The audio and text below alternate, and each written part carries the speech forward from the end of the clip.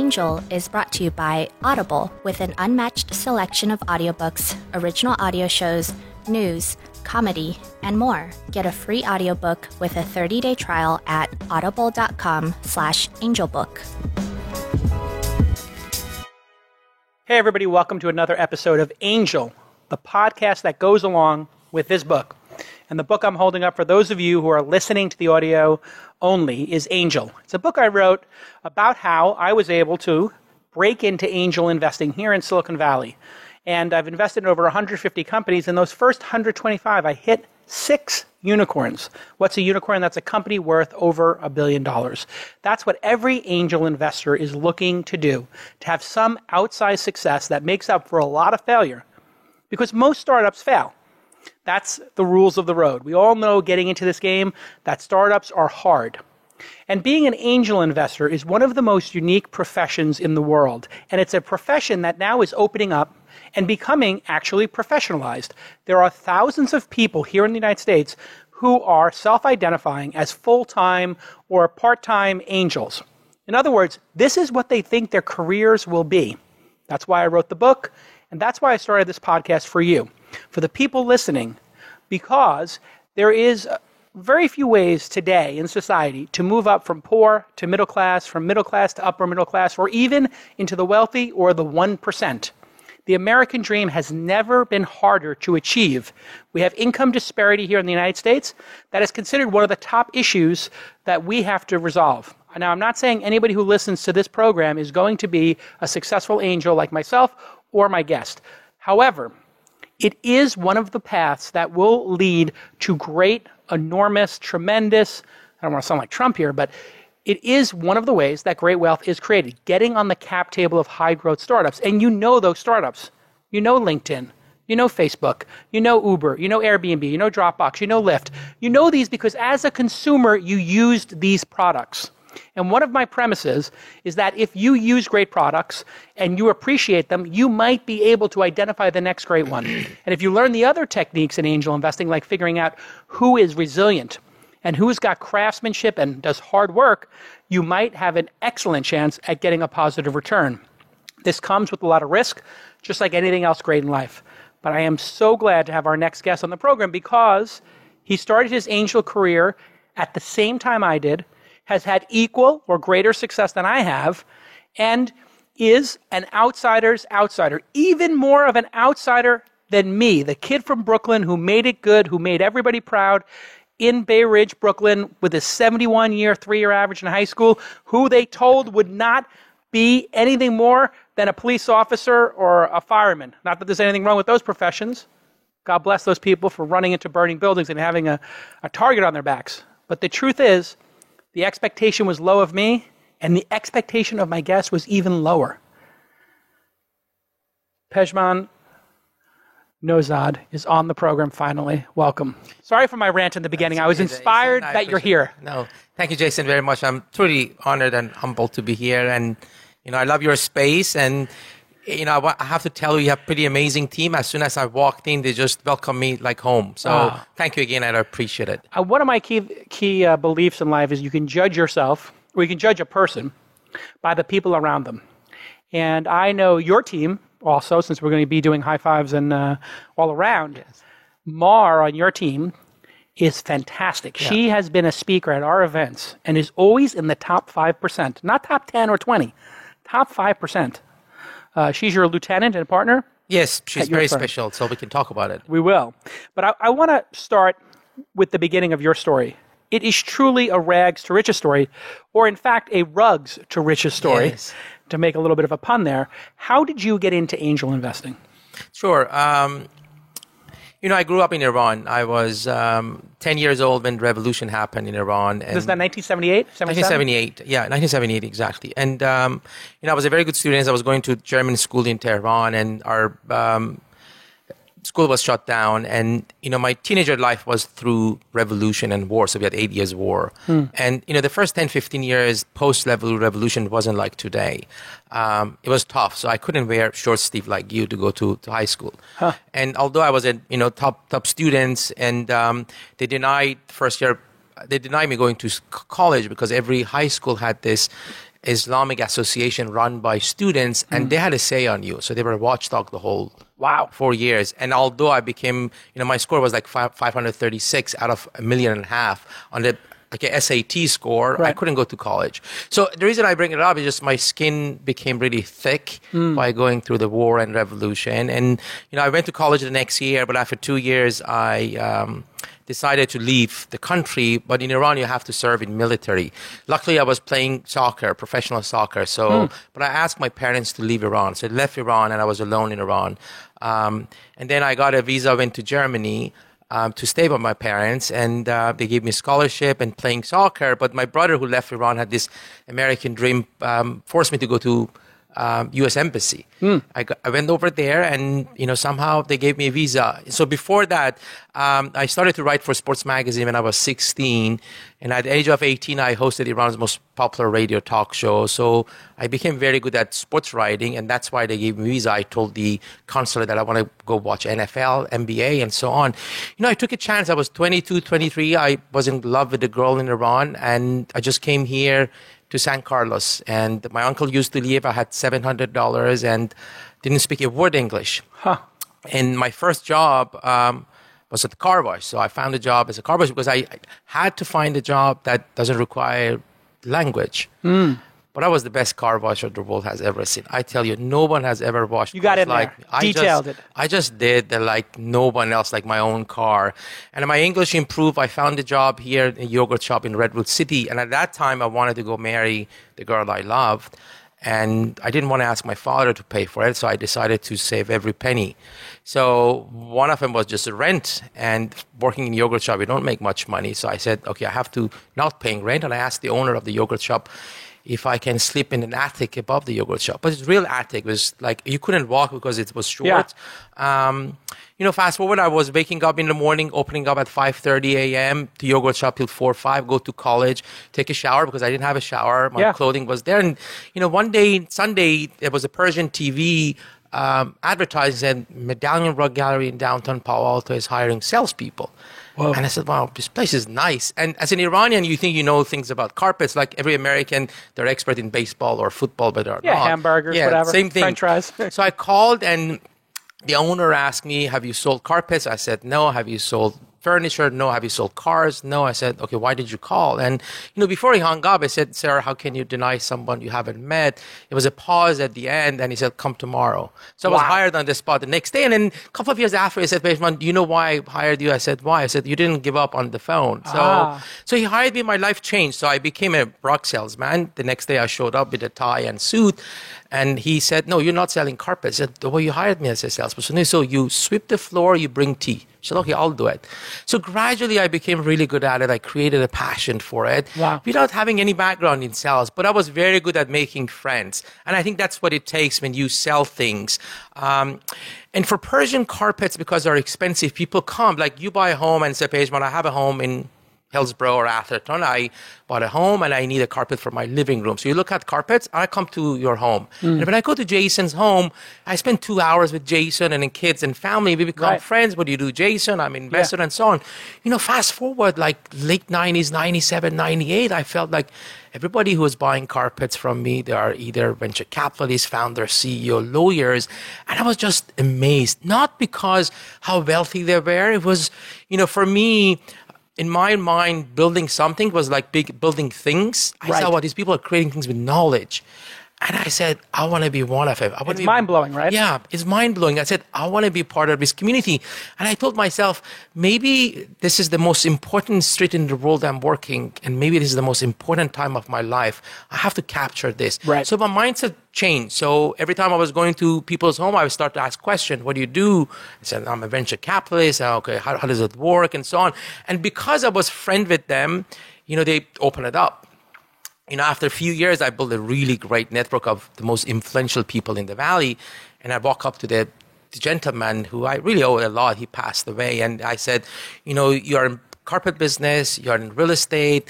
I think we should invest in tech. This is your boss at the carpet shop. Yes, this is the guy who at the rug hired shop me. Yes. Who hired you because you wouldn't give up and you were persistent. Yes, and he actually left Iran. The government nationalized his asset. He was like, top 20 industrial families in Iran. He started from zero.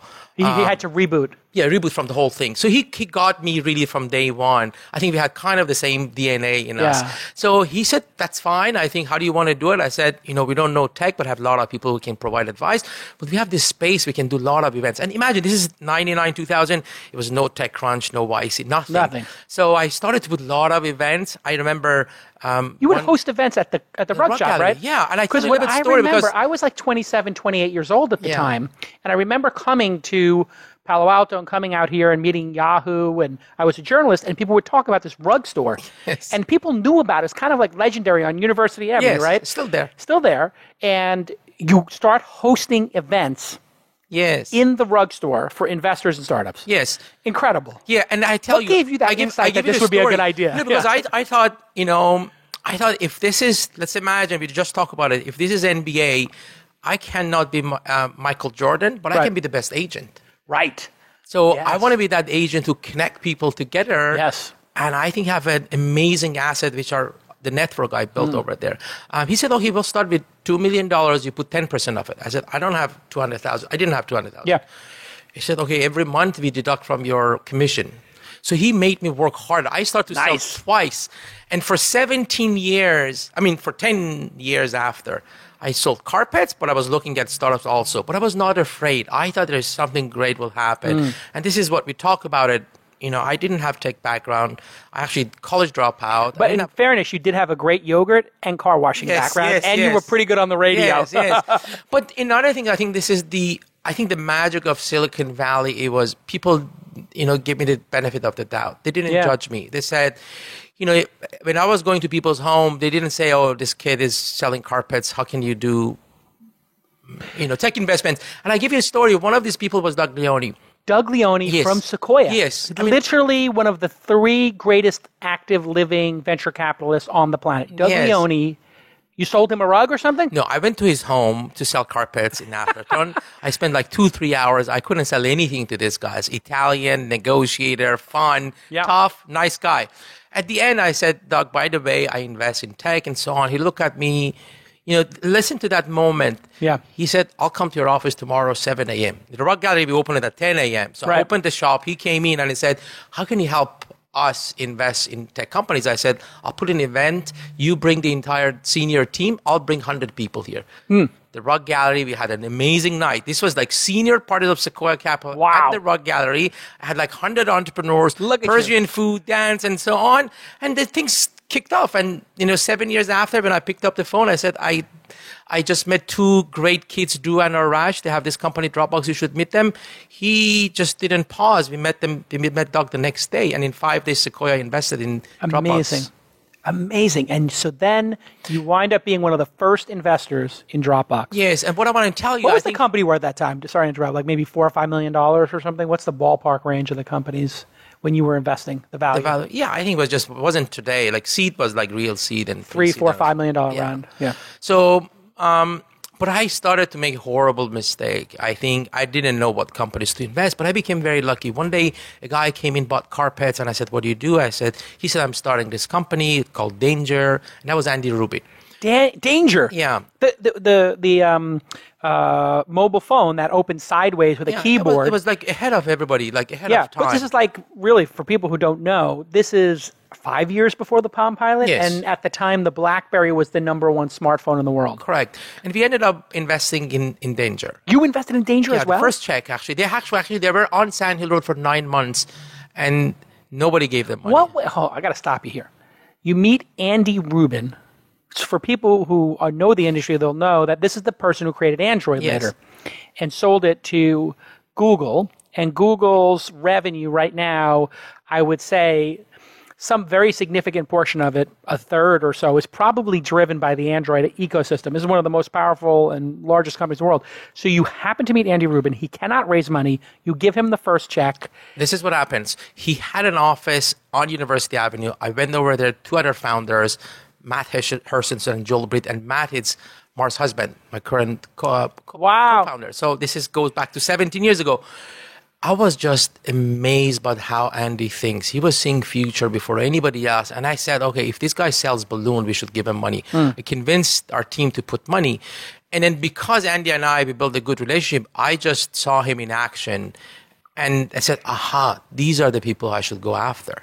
So after that kind of pattern recognition, made mistakes, venture capitalists took my call seriously and had a really good deal flow. And being Iranian American, I think I was a hub for any Iranian entrepreneurs. If you look at the history, Arash, co-founder of Dropbox, is Iranian, and we have a lot of influential people now. So anyway, fast forward, being lucky at the right time and so on, I ended up investing in the companies that you mentioned. Yeah.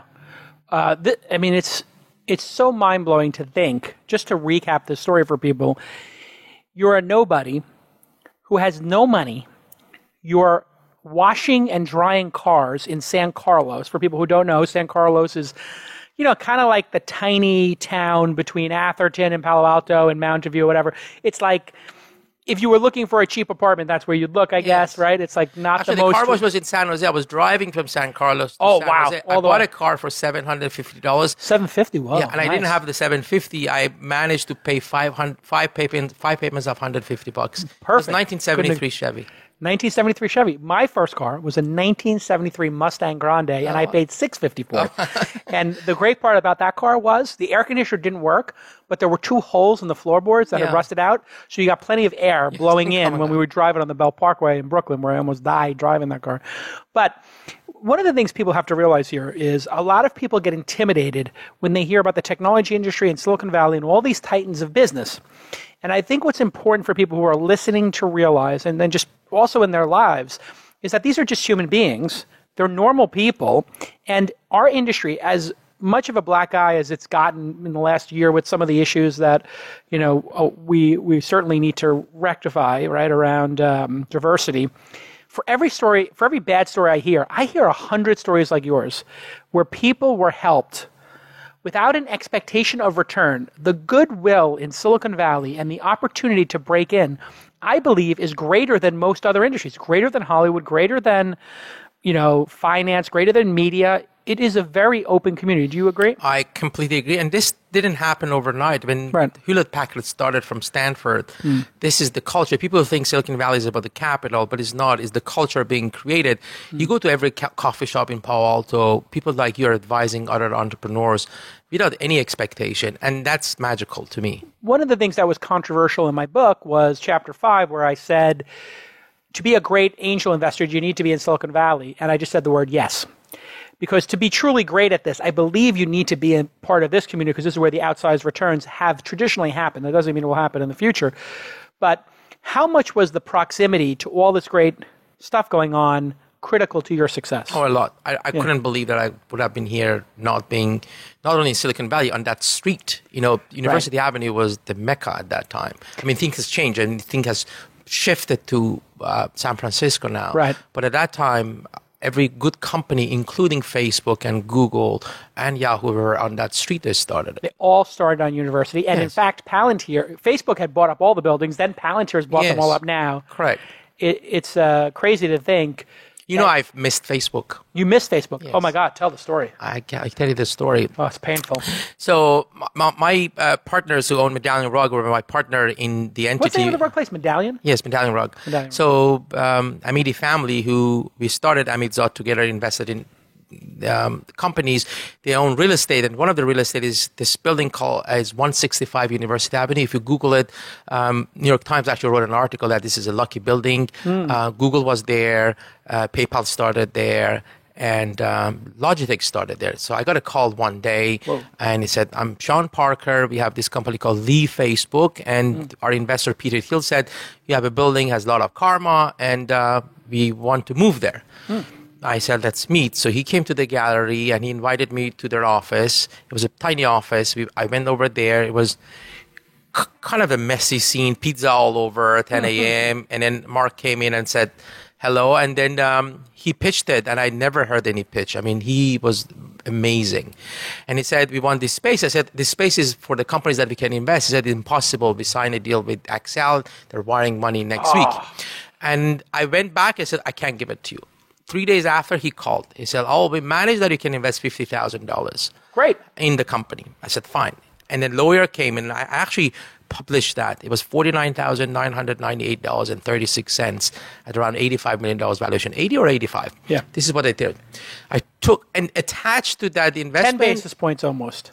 Attached to that investment was a lease agreement, and they had 5 years option to extend it at the same price. I took it to the real estate office. They didn't accept it. So we didn't end up to invest. But I think it was a lesson to me that I didn't push it. I should have pushed that. Right. I did like not, on the phone. I shouldn't have given it up to the real estate office, but we should get these things done. So, but you learn that you don't overanalyze much the early days.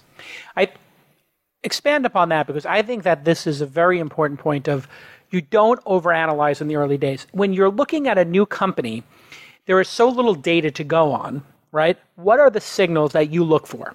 Yeah. I spend a lot of time to get to know the founders. I like founders who are not tourists.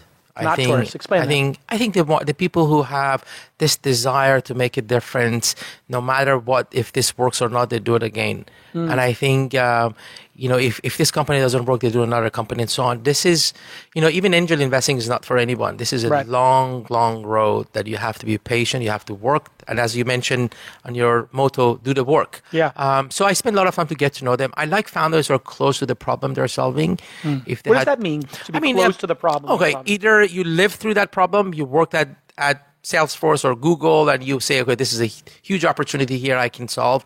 You have academic background, or somebody in your family was sick and you figure out that I have to do something about cancer. I like teams who have chemistry together. Chemistry. Okay, so we got the founder. It is a meaningful problem to them, and they're dogged and resilient. They're not a tourist. They're not here on vacation. They're going to be here in Silicon Valley or wherever working on projects, and then you're looking at the team. Yes. So talk about team composure. Yeah, I like teams who have history together. They either work together or they rock climb every weekend or they went to high school together.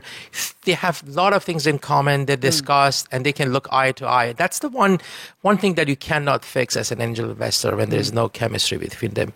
I like teams, especially CEOs who are paranoid in a healthy way. Yes. They wake up in the morning, they question themselves. Although they're confident where they want to be, they question every single decision they make, and they have this fear they can go out of business soon. Right. So I love to see that in founders. The thing about being paranoid is I think that you're right to be paranoid.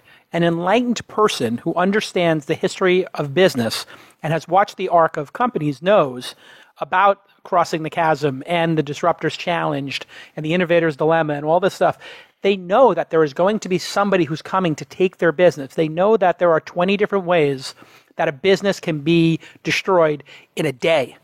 And they have to be vigilant. And some people are not vigilant. I've had investments where they didn't know how much money was in the bank. And I literally, to this day, and I'm rich now, let's be candid here. I've got plenty of money. I get an email every week with the cash balances in my businesses. That's how insane I am. Yes. Because I want to know how much cash is left. I absolutely agree. And I know what the burn is at every company. Yep. I know everybody's salary. I know what I spend. I've had founders who are not vigilant. The paranoid survive. Yes, I absolutely agree. I like founders who are insanely focused. You typically don't see them anywhere. Yeah. You don't see them in conferences. You don't see them in parties. You don't see them in cocktails. And you don't see them even the Christmas parties that the big funds. But you don't see them. Yeah. I think they're heads down. They're heads down, focusing on it. And I love founders. I think the best founders I've ever worked with who build multi-billion-dollar companies are intellectually curious. They just spend so much time and invest in themselves to grow as a person. See, this one I think is one that I've learned over the years, which is the real skill in the world today is not any particular skill. It's the ability to add skills, right? So with our children, what I'm optimizing with my daughters for is, can they learn new skills quickly, and do they have a joy of learning a new skill? And it's very challenging because human nature is when you learn something new, you fail. And so I had to have a long talk with my 7-year-old about, listen, the precursor to success, what comes before success is failure. And you have to learn how to do these new skills. And of course, when you first shoot the bow and arrow, the arrow's going to go flying and you're going to miss the target. But after you shoot 10, you're going to start hitting the target 2 out of 3 times, and that's the goal. All right, we're going to take a quick break. And when we get back, we're going to go through some of the most common questions that new angels need to know the answers to, like what terms do you look for in a deal, and which one should you negotiate for, and which one shouldn't you? And how do you decide if you're going to follow on or not? And then how many companies do you look at in order to make an investment when we get back on Angel Podcast?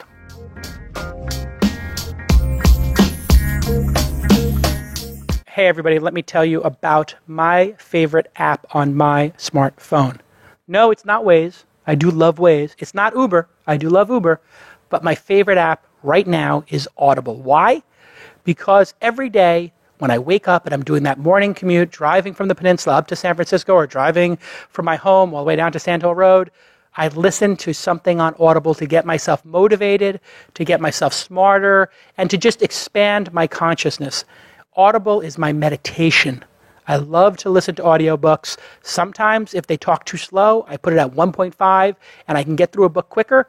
Other times they talk fast like I do, and I just leave it at 1x. They have a beautiful sleep timer, which I've talked about before on the program, where I put my AirPods in, boop, and I get to listen for the last 15 minutes before I drift off into my sleepy sleepies. But there are tons of features for this product. If you haven't used Audible in a while, get back into the app. The app is so amazing. The feature set that they've added, including sharing a book with somebody and taking notes and bookmarking specific moments where you can then go reference it again, the speed control I talked about, and channels are amazing. This is something most people don't know about, but they have exclusive content, original short stories, comedy, best of news, podcast, handpicked and continuously refreshed. Channels is a great little feature inside of the app. So remember, when you use Audible, if you don't like a book, you can get it back and exchange it for free. That's right. They have the great listen guarantee. If you don't like a book, you can exchange it, no questions asked. And I got to tell you, I got 2 or 3 clunkers that I am going to take the time to do this with and get those credits back. There's an amazing selection there, and it's unmatched in science, business, motivation, and the narrators turn your mundane drive into a delightful education and enlightening experience. So ride with Audible. I'm going to give you my pick right now. This is the book I'm listening to right now. It's Nassim Taleb's Anti-Fragile. And this book is about things that gain from disorder. So it's not about being resilient. This is about actual things in the world that when there's disarray and chaos, they actually do better. I won't spoil it for you, but he is obviously the author of The Black Swan. He's incredibly brilliant. And this book is just, it's one of those books where he says things that are so profound, so eloquently, that you hit that rewind 30 seconds button. And that's really easy on the interface. Whether you're driving or you're on your commute or you're running, you can just hit that, boom, go back 30 seconds. I want to hear that again. Or boom, boom, I want to hear the last minute again. And I do this all the time. If I hear something great, boom, boom. I just want to listen to it again and let it sink in. It's a great book, Anti-Fragile. The other one I just finished is Red Notice. And Red Notice is by Bill Broder, who is a hedge fund manager who is operating in Russia, and this is like a cloak and dagger story with Putin and the Russians and the KGB and violence and business and the mob, and it is the most compelling thriller that I've listened to in years.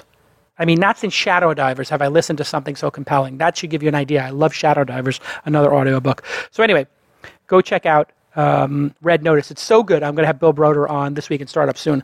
So here's a special offer just for our audience. Go to audible.com/angelbook. Audible.com/angelbook, and you'll get a 30-day trial membership. And you can download my book of the week for free. Just signing up at audible.com/angelbook. Audible.com/angelbook. Very important that you put that in there to get that 30-day free trial membership, the free book. Audible.com/angelbook. And to Audible and the team there, especially the product team, I just want to let the product team know there that you are kicking butt. I mean, I am just delighted. Every time I see you update that app, I look in the notes and I see what you're adding to my precious, loving Audible app. I love Audible. I just give a big hug to Audible. I love, love, love Audible. I'm addicted to it. Go ahead and go to audible.com/angelbook.com. All right, let's get back to this amazing episode.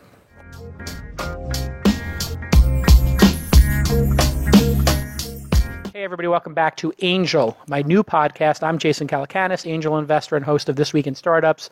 You can follow me on Twitter. I'm Jason on Twitter, Jason.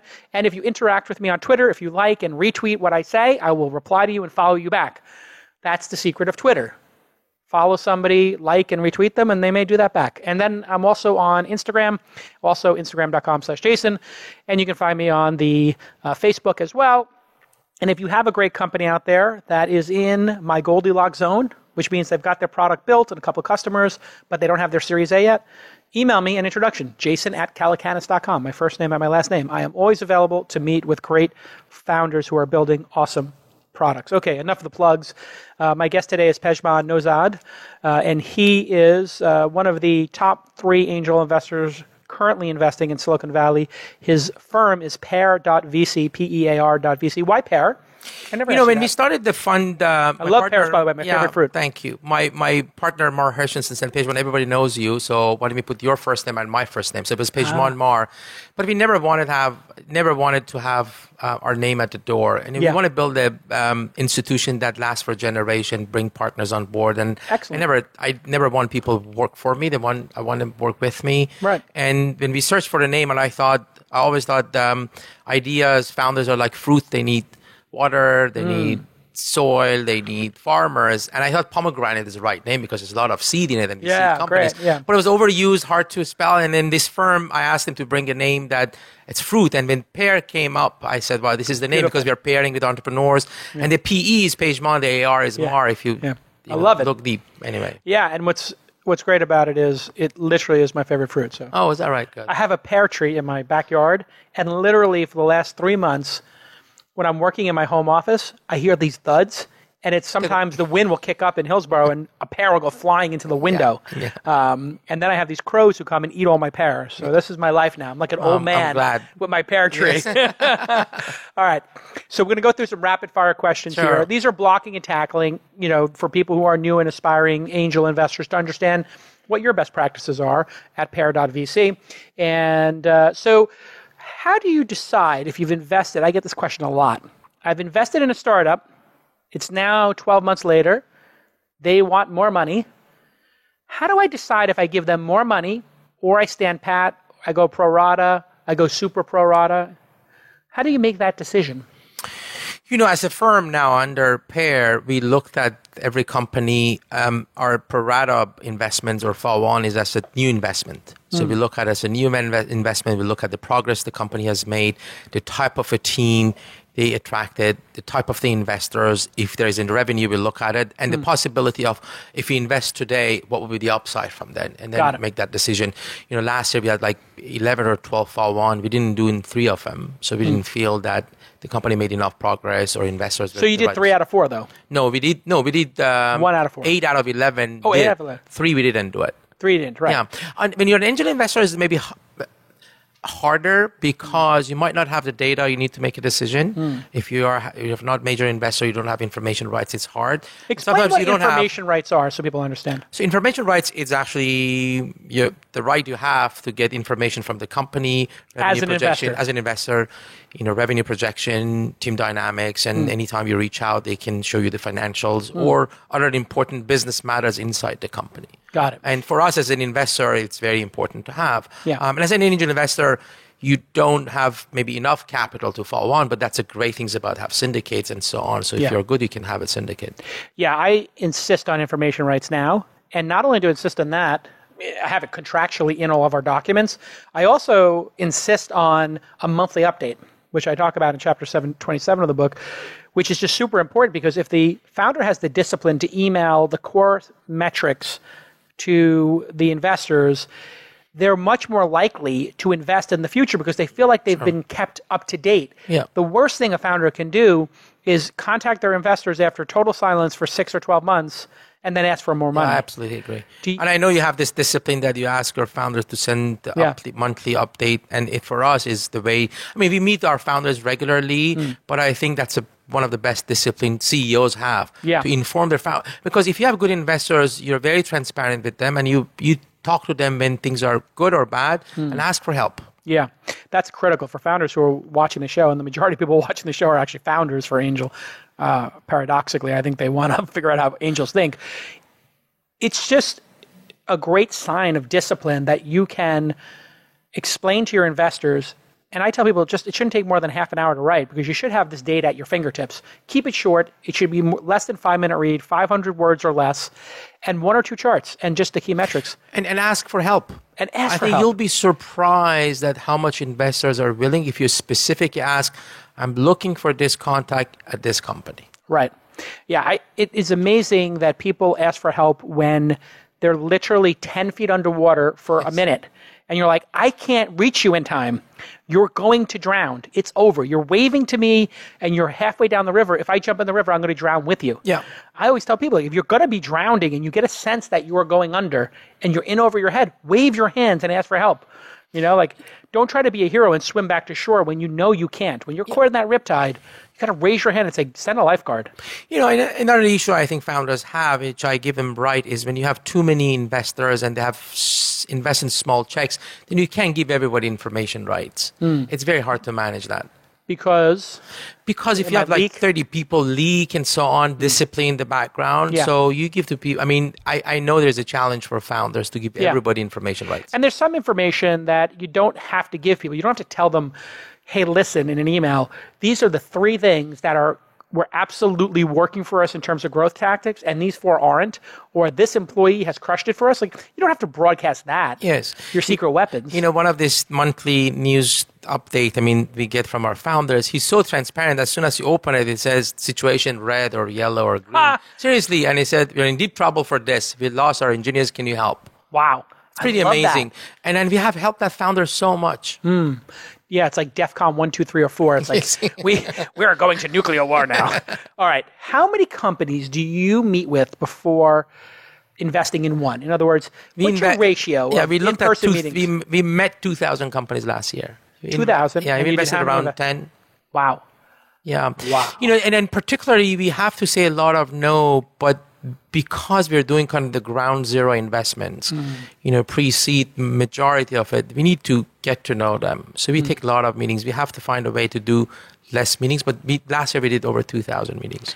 And how do you keep yourself disciplined in those meetings? Because this is one of the things I've seen with investors. A lot of investors, I've been on the other side of the table where an investor is on their phone during a meeting with me, or they're not paying attention, or I can tell they're not into it. How do you keep that discipline as an investor to be respectful to the founder? Yeah. I started my life here from nothing. So I have so much respect for the founders who come and they can get a comfortable job and they come to my office. They put everything on the table. Right. So as an investor, you want to be respectful, spend time with them, listen to them, and provide good feedback. Right. So we have this kind of the culture inside our firm that we put founders in the center of the universe and we work for them. Right. And when people come and pitch us, we are just very respectful. We keep it on for 30 minutes. So we found out that if it's like 45 minutes, 1 hour, so we do follow on a lot, but the first meeting is 30 minutes. I think the good founders, they send a lot of information before that meeting to us. We always ask for decks so on, but good founders send a lot of material. So when you go to this meeting, we are educated, we ask the right questions, and it's really up to the founders and CEO to conduct a very productive meeting. Do you care about the total addressable market, what we call here in Silicon Valley the TAM? Some investors seem obsessed with understanding the market size before investing. Is that important to you, or should it be important? I think it's important for us. I think it's important for us, but sometimes there is no market. Explain. When Airbnb started it, there was no market. Right. What was the market for renting your couch? Yeah. Was it? No. It was like 50 people probably doing it across the nation on Craigslist. Yes, and you grow the market. So, and in going back that you and I discussed the quality of the founders, or when you invested in Uber, you didn't know, everybody can drive and become an Uber driver. Right. Nobody knew that it was going to replace cars. Exactly. We knew it would be competitive versus Lincoln Town Cars and Carry car service or whatever. That was obvious that it was cheaper and better and faster and, more efficient, but it wasn't clear that people would be using it to commute. At our firm, we look for founders who are building or solving real problem in the market that they can become monopoly or category defining companies and they can become venture backed. Some of these tech companies are not venture backed long run. Yeah. So let's discuss that for a second. What makes a company venture fundable? Because you and I are early stage angel investors. That means for people who are listening, angels and early stage funds tend to put $25,000 to $500,000 in a deal. Is that what's your average check size now? I'm around 250,000 to 750 up to $1 million. So yeah, so it's not enough for the company to get escape velocity and be profitable, generally speaking. So enough to get a bunch of milestones that would attract a VC. What are those milestones in 2018? 2017 going into 2018 in your mind here in Silicon Valley for technology companies? What makes them get that Series A, $5-10 million funding?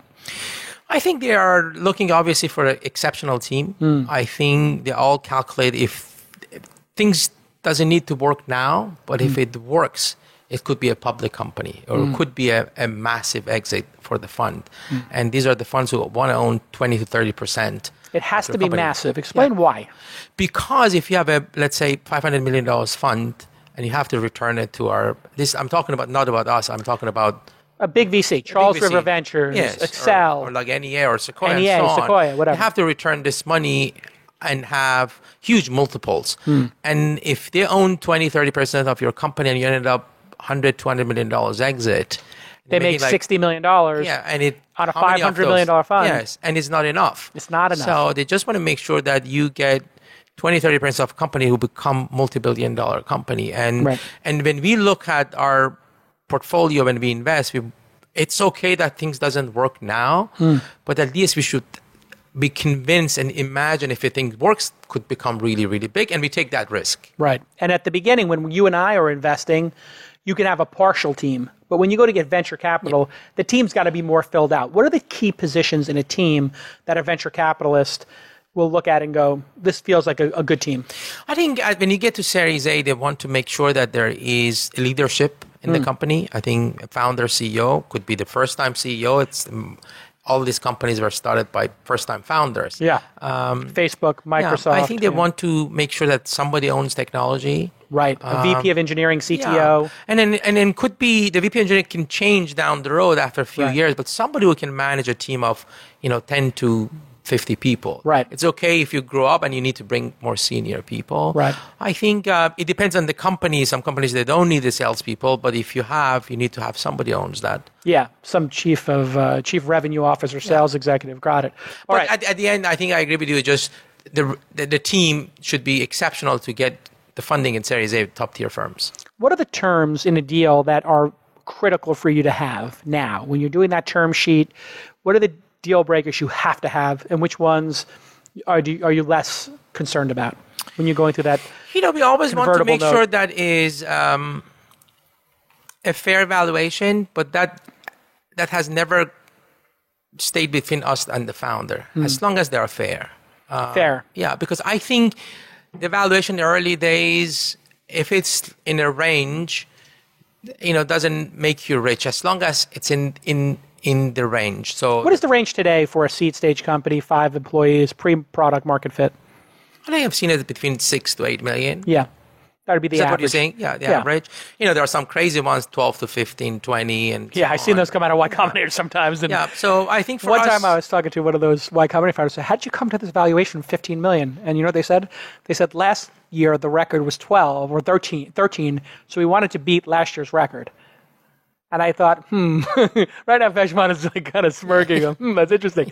And I was like, here's the thing. If you set the benchmark at 15 million, I need 100x for me to make the investment. In my mind, I always go through a little discipline where I say, how can this grow 100x? Because if it grows 100x and I experience some dilution, maybe I'm 50x, 75x. If I go pro rata, maybe I'm still 100x.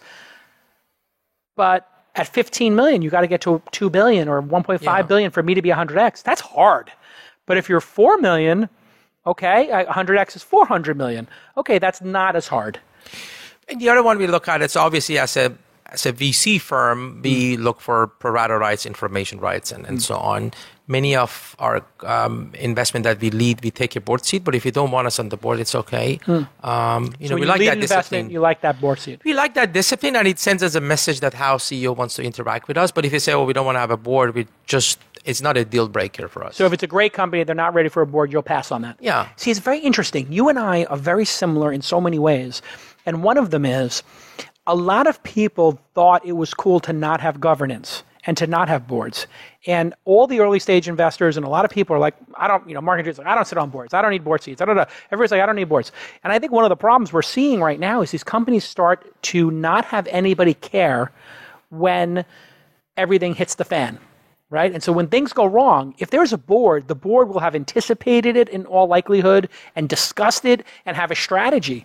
Whereas if you don't have board meetings, how would you ever have anybody care enough to save the company? If you have chosen the right investors that you think it's a right partner with you, I just don't see why they don't want to have a board seat. We are okay not having the board seat if the founder insists on it. Yeah. But I think it's a good discipline. If you're claiming that you're building a public company, it's better to have that discipline today. That's a great way to phrase it. See, I'm going to use that because I've had this discussion with a number of people. I had one company in my portfolio I invested in when they were $5 million. Now the company is doing $20 million in revenue. There's still no board. So a $20 million company is worth $200 or $300 million now. 10x revenue is what some of these high growth companies will go for. So I'm like, we're a $150 to $250 million enterprise. I own 8% of it. This is a $16 or $20 million position for me and my fund. And we don't have a board? Yeah. What are we doing here? We need to get some discipline because we could skip a Series A. We're at Series C and we still don't have a board. What if something goes wrong? What are you going to explain to these investors that they lost tens of millions of dollars? I think part of it is this notion that some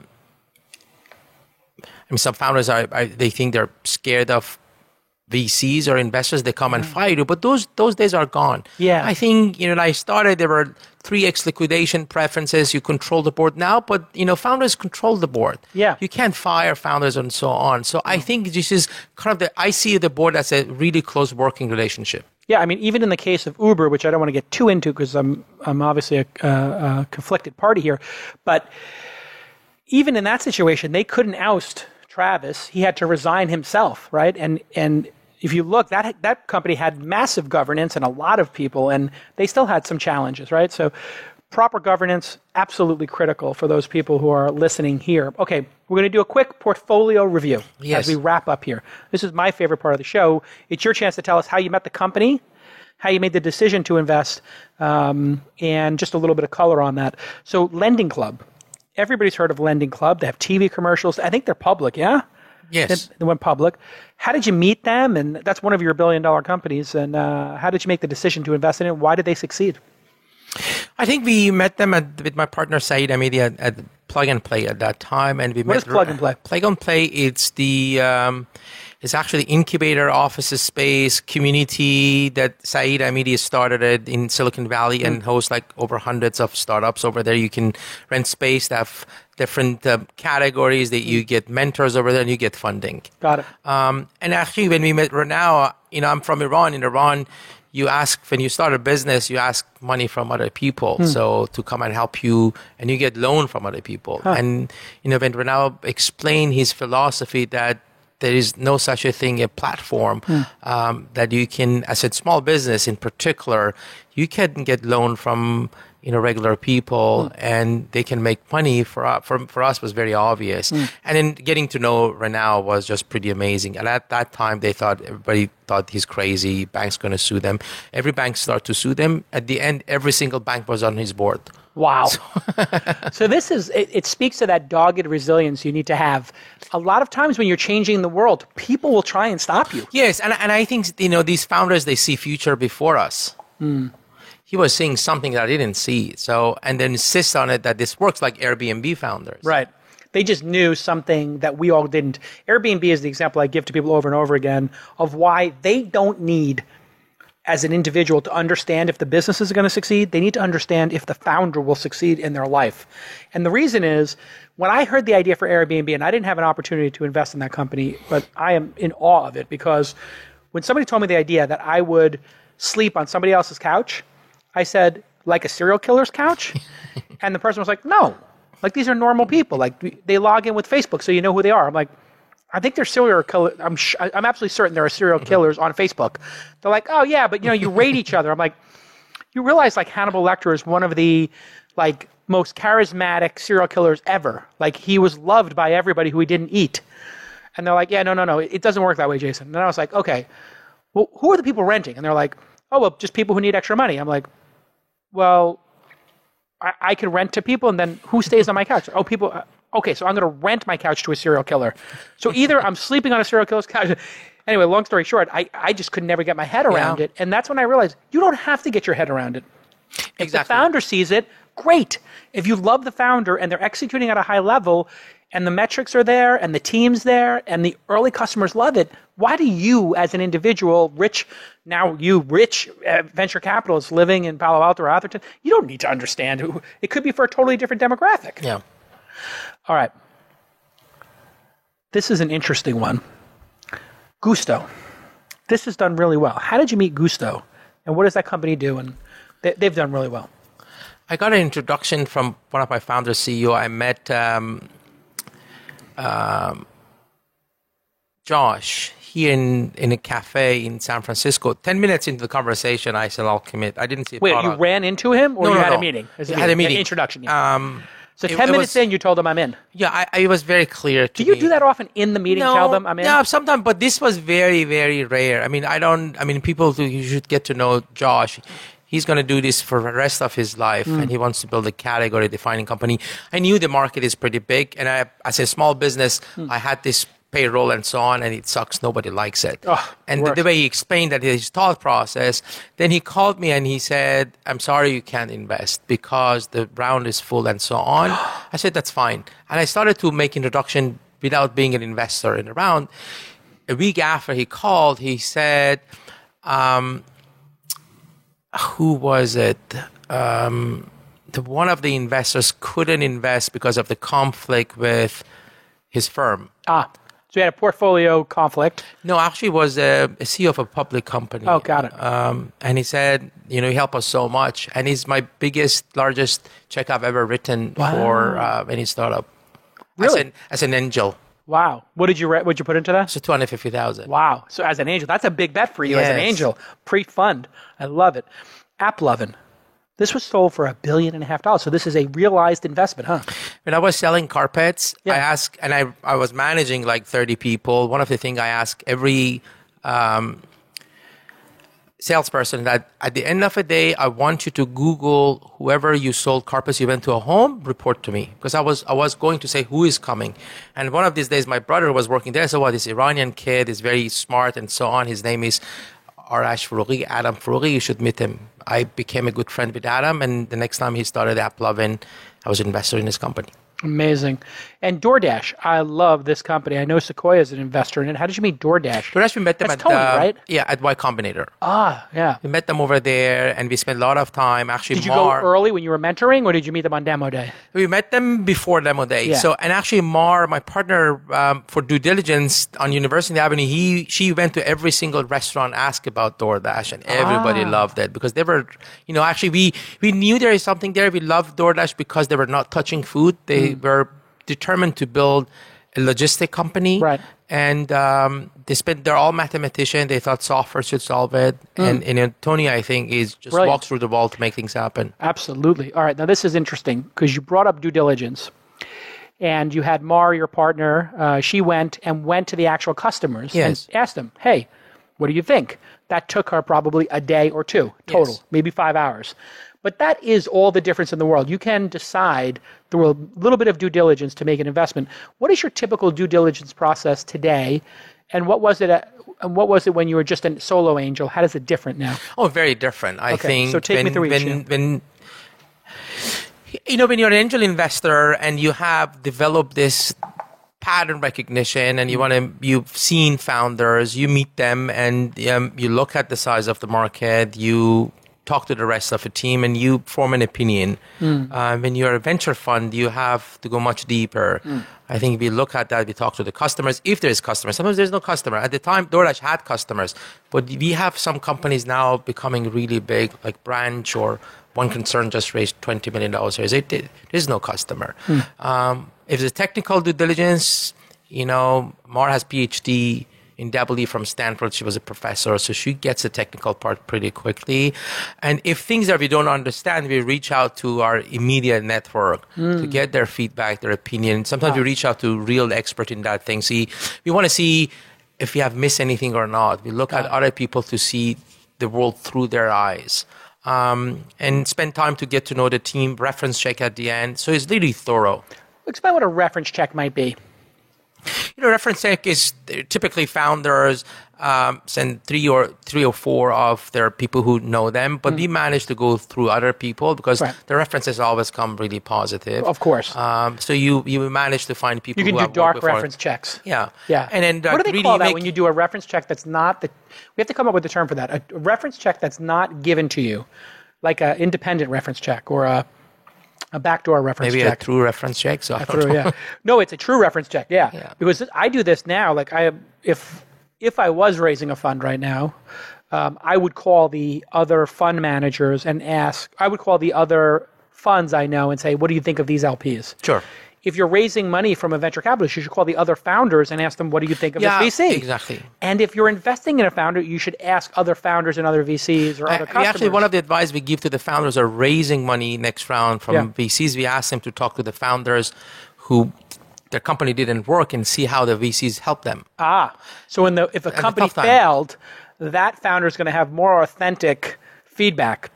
In failure, you really get to see a person's character. Correct. Yeah. How do you handle failure? Majority of startups fail. Has it changed? Have you become more philosophical about it now that you've got a couple of, not a couple, but a dozen wins under your belt? Or does it still burn you deeply when things don't work? It always hurts. I actually, but always try to learn what mistakes we made, what mistakes the company made. Can we have done more for the founder? So I put myself on the seat and ask questions. It's not only founder's fault. I mean, sometimes the market, the timing, and people don't get it.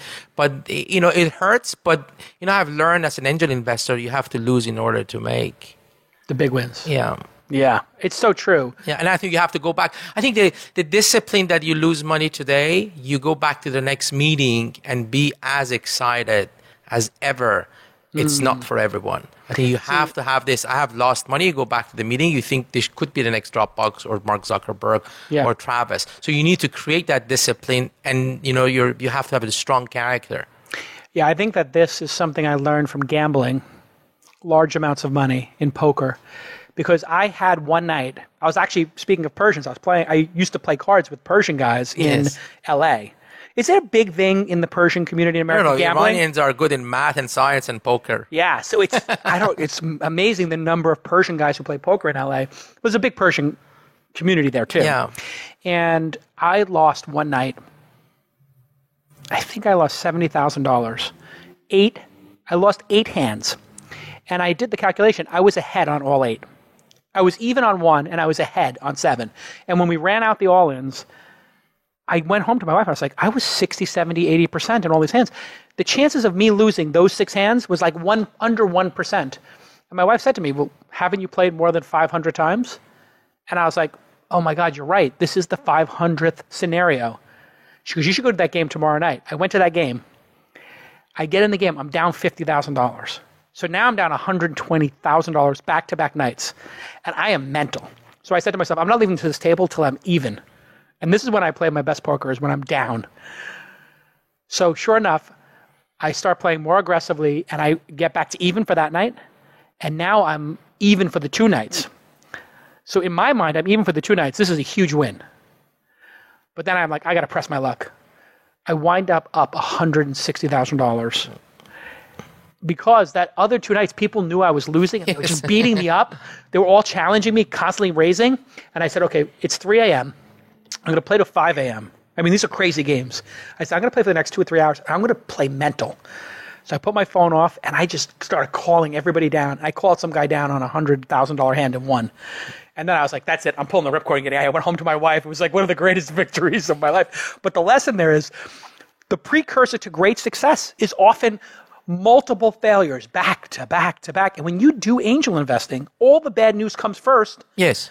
And all the good news comes 7, 8, 9, 10 years later. Yeah. The first 2 or 3 years of your portfolio must have been brutal. Exactly. And you don't know you're good at it or not. You have to wait. And speaking of that, I think we all live as an investor for those moments that somebody walks at your door and surprise you. And that's the moment. And that's, I think what distinguished an amazing investors and not are those who detach from whatever they believed before, and they can see the future through the eyes of the entrepreneur.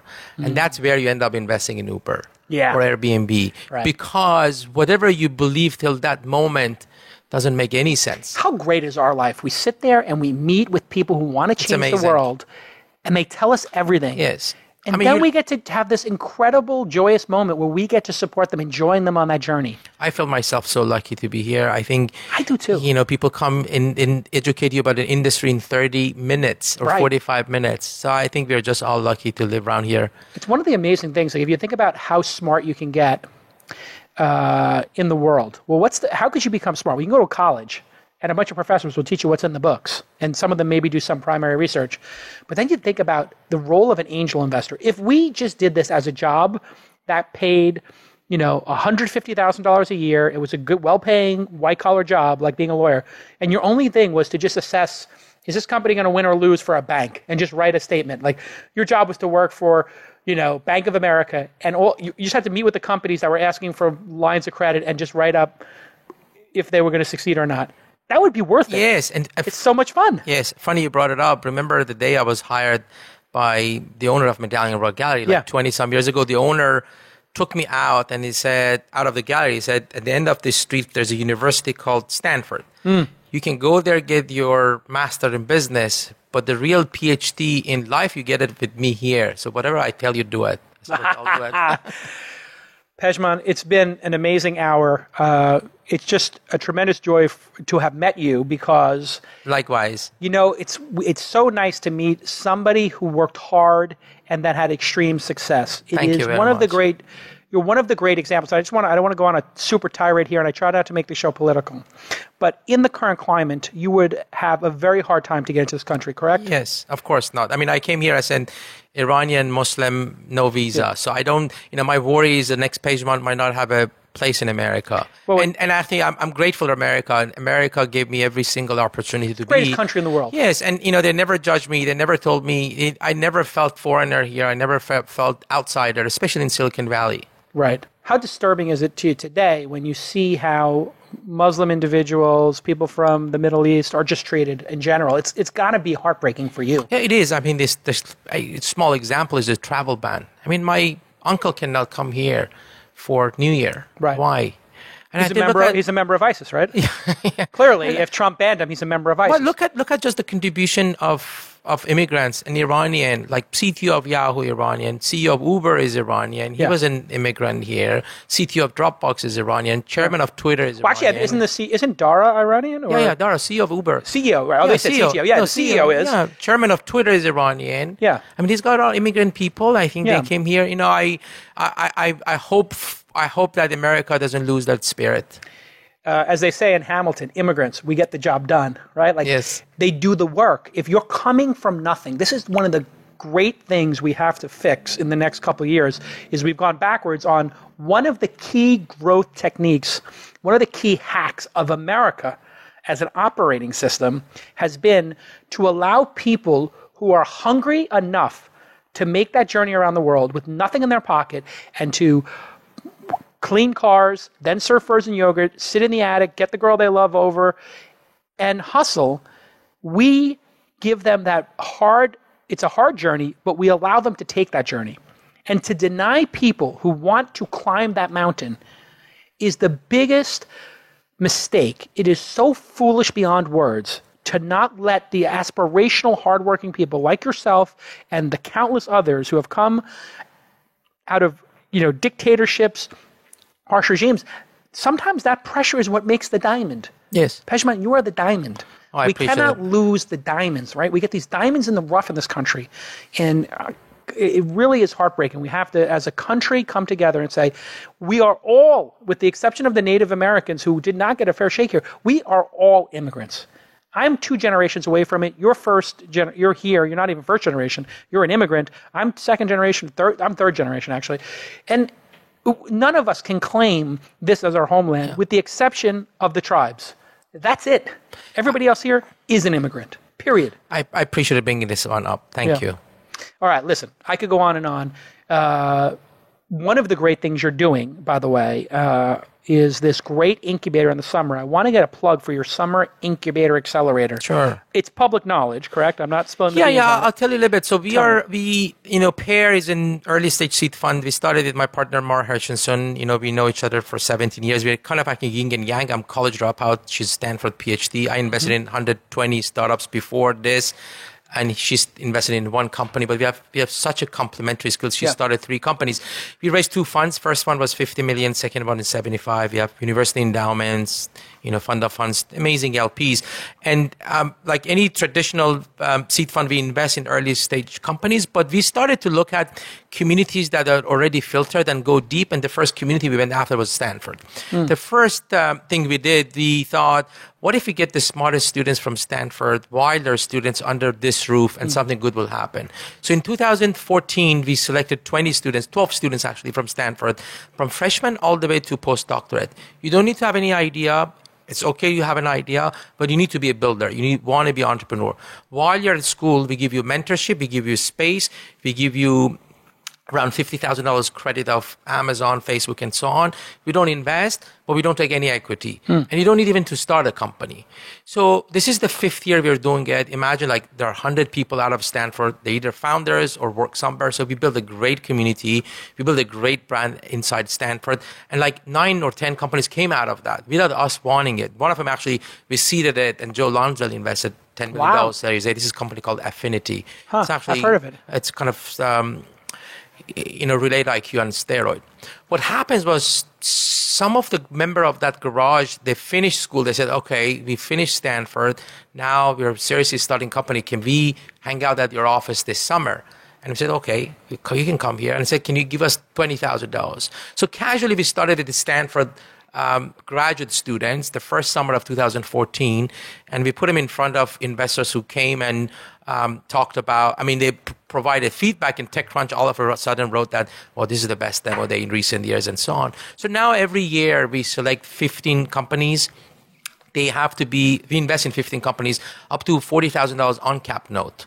Yeah, so there's literally no downside for them. It's just an uncapped note, whatever they wind up raising money at, it converts out. And for you, it's a small check. Yeah, and actually, but you have to be for 10 weeks at our office. We work with you every week for 1 day. The whole team's over there. We have workshops every week. We have speakers every week. Are they there every day? Every day. Wow. For 10 weeks. Amazing. We had like 40 people. Amazing. And then we put it in front of investors, and we invest in some of the companies, some not. So great. Awesome. All right, listen. Pejman, it's been great to have you on the program. Everybody follow Pejman, Pejman, Nozad on the Twitter. And go ahead and visit Pear, PEAR.VC, and make sure you follow Pear VC on Twitter, PEAR VC, to hear about all the exciting programs and programming they do. And I can tell you, one of our incubator companies, I think from the Launch Incubator 4 or 5, went Fitbod. They went to your program, and they told me that it was fantastic, and they went, I think, 7x in revenue while in your program for 10 weeks. Yeah, that's an exceptional team, so kudos They're to you to pick that good. team. I use the app actually every day. It's great. You and I are going to be in shape. I never, because I played professional soccer, right. I always was runner or cycling. I was not really used to weight, but now I wake up in the morning for 30 minutes, I have my program, and they use AI and machine learning to just tell you the next exercise. It's pretty amazing. And you tell them at Fitbod, they will tell you what equipment, you tell them what equipment you have, they tell you what you can do. Yeah. So if you go to a hotel and they only have dumbbells, or you have no equipment, they'll say, okay, do push-ups, do this, do sit-ups, do crunches. But if you have, say, access to 5 different, they customize it for you. They customize, So if you have kettlebells, so like, oh, here are some kettlebell workouts. And for you and I, old guys, right? We're both in our 40s now. I don't know if you hit 50 yet. 49. I'm 47 now in November. Everybody get ready for my birthday. Yes. You and I are going to hit 50 soon. Yeah. We lose, about muscle atrophy? We lose like a pound of muscle from this point forward every year. Wow. That's why guys like us all of a sudden become these frail guys. But what you have to do is, you ever meet these 60-year-old guys who have more muscles than us? They're just lifting weights twice a week. Yeah. If you lift weights, not only does the muscle atrophy go away, you gain muscle, and then you live longer, and you look better. Yes. That's what I'm trying to do. I used to be thin. Now I got to do more weights. All right, listen, Pejman, continued success. And for those of you who are watching, if you haven't read the book yet, please go to angelthebook.com. If you have read the book, I have one request. If you got any value from it at all, I have 2 requests. One is you go ahead and write a review. That's it. Just write a review. on Audible, on Barnes & Noble, on Amazon, iBooks, wherever you bought it. The second is, go ahead and join jasonsyndicate.com. If you join jasonsyndicate.com as an accredited investor or a non-accredited one, we're going to be having some non-accredited deals shortly. We're working on that. That's going to take a little bit of time, but we'll have an announcement about a partnership with Seed Invest in all likelihood to do something there. But on the accredited side, you get to see every deal memo I write. So it costs you $0 and you get to learn and we get to know you. And then next summer, every July, right around Bastille Day, which is July 14th, we host a retreat up in Napa for 3 days for 50 angel investors and 50 founders. It fills up immediately. So go ahead and join jasonsyndicate.com and you'll get the first notice about the Angel Summit. Okay. Thank you so much to Emmy award-winning producer Jackie, to our sponsor and partner in this podcast, Audible, which I love. It's one of the great services. I read 3 books a month, 2 on Audible, 1 I read manually in a print book. I still like to get a nice print book. Sometimes I get an ebook, but usually print. And literally, the smartest people I know in the world share one thing in common. They read books. But we all have this downtime on buses, cars, training, on bicycles, on treadmills. That's when you put Audible on 1.5 speed and you become smarter. You take notes. And the one thing you're going to love about Audible, I hate to do a second commercial, is the sleep timer. Every night I put in my iPod, what do you call these, AirPods? And I put the sleep timer on 20 minutes and I listen to 20 minutes of a book. Then by the end of the month, I'm done and I get to sleep nice and easy. Sometimes I wind up dreaming about weird things, but that's the price you pay. All right. And thank you to Director Jake. Director Jake has been working very hard on the new studio. Master Jake, I call him. Thank you, Jason. It was pretty humbling experience, Pierre. I'm honored to be on your show. Thank you so much. You're like the humble version of me. No. Like if I was humble, I would be Pejman. And if you were obnoxious and conceited, you would be Jason. We're very similar in that fashion. But essentially, we always have the same exact number of investments. We start at the same time. We have similar sized funds that we're working on and similar incubators. So it's been great. And we'll see you all next time on Angel, the podcast.